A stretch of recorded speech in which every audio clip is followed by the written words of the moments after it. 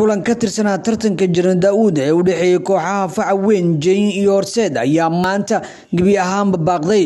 Kulankan ayaa waxaa markaasi la sheegayaa in dib u dhac weyn uu ku yimid kaas oo la sababta kulankan ay u baaqday.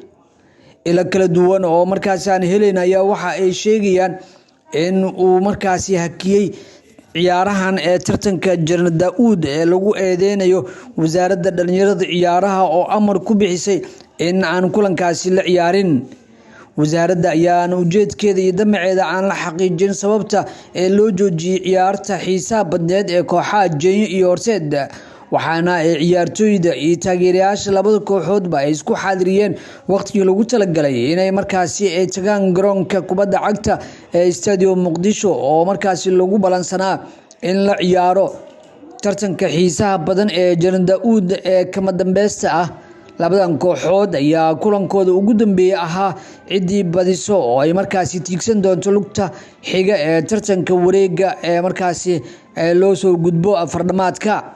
walow ciyaartaasi ay dib u dhacday, waxaana arintaasi lagu eedeynayaa wasaaradda dhalinyarada ciyaaraha uu hogaamiyo wasiir Maxamed Bare oo horay khilaaf aan la shaacin markaasi qorshihiisa uu ahaa uu kala dhaxeeyay xiriirka kubadda cagta Soomaaliya, kaas oo markii dambe sheegay in ay isfahmeen wada shaqeyn markaasi halka ay ka sii wateen. Kulankan ayaa horay waxa uu noqday kulan uu baaqday maadaama kulankaasi horay ee u baajiyeen xiriirka kubadda cagta Soomaaliya sababo la xiriira, laakiin kulanka kale ee xigay way ciyaareen labada kooxood.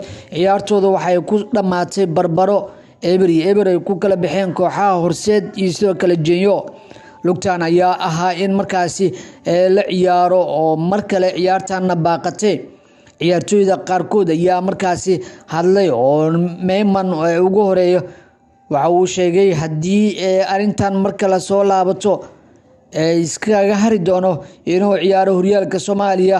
waxa uu sheegay in uu markaasi dalka ka hajiri doono kuwaas oo noqon doona ciyaartooyda markaasi tahriibka aada, ayuu sheegay Meyman oo markaasi warbaahinta maanta la hadlay.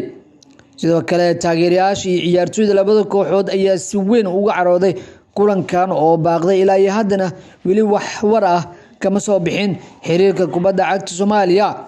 sidoo kale wasaaradda oo amar ku bixisay in ciyaarta laga hakiyo kulankan ciidamada ilaalada garoonka ay markaasi ay ka eriyeen kooxaha kulankan u imaaday inay ciyaaraan iyo taageerayaashooda ay u diideen inay galaan garoonka.